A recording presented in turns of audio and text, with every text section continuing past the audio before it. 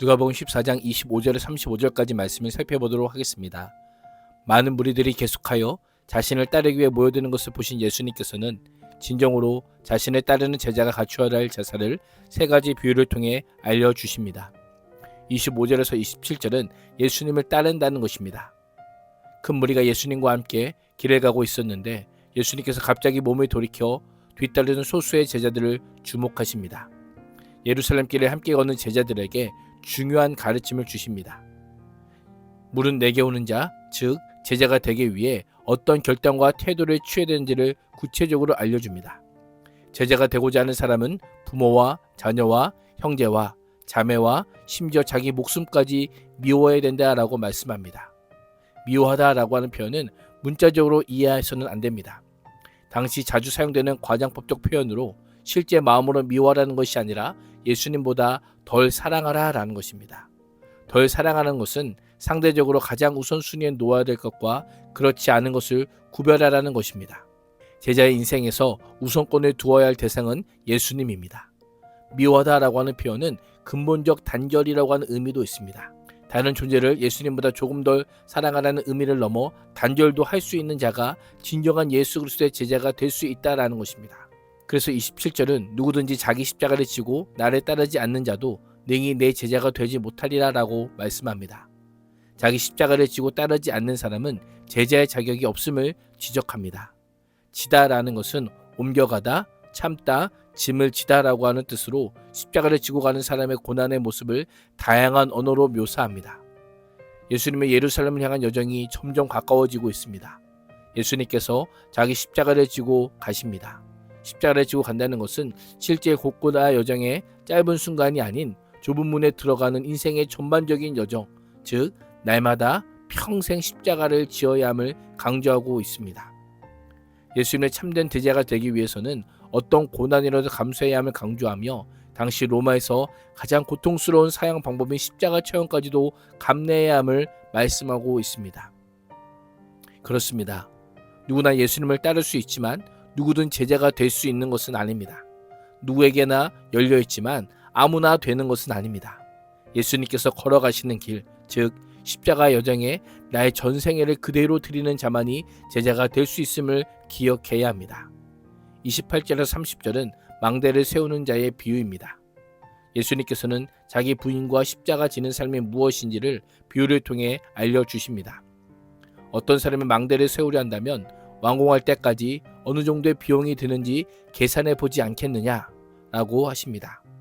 이 수자적인 질문은 당연히 모든 비용은 계산한 후에 착공할 것이다 라고 하는 답을 요구합니다. 그 비용을 생각하지 않고 무턱대고 공사를 시작했다가 예산이 바닥나면 공사를 지속할 수 없습니다. 비용 계산 실패의 극단적인 예로 기초만 쌓고 라고 하는 표현을 사용합니다. 기초만 쌓고 끝까지 완성할 수 없는 것을 지켜보는 자들이 이 사람이 건축을 시작했지만 마칠 수 없었다라고 말하면서 그를 비웃을 것이다 라고 합니다. 왜 비용을 미리 계산해야 될까요? 시작만 좋았지 끝은 맺지 못하고 사람들이 비웃지 않도록 하기 위함입니다.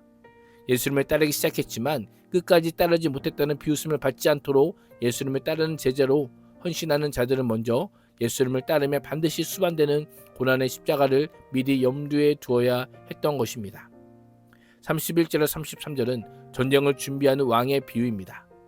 또 어떤 왕이 다른 나라 왕과 전쟁하러 나간다고 했을 때 1만 명의 군사로 2만 명의 군사를 이끌고 오는 왕을 대항할 수 있을지 생각해보지 않겠느냐라고 합니다. 이 왕은 상대보다 병력이 반밖에 되지 않는 매우 불리한 여건을 가지고 있습니다.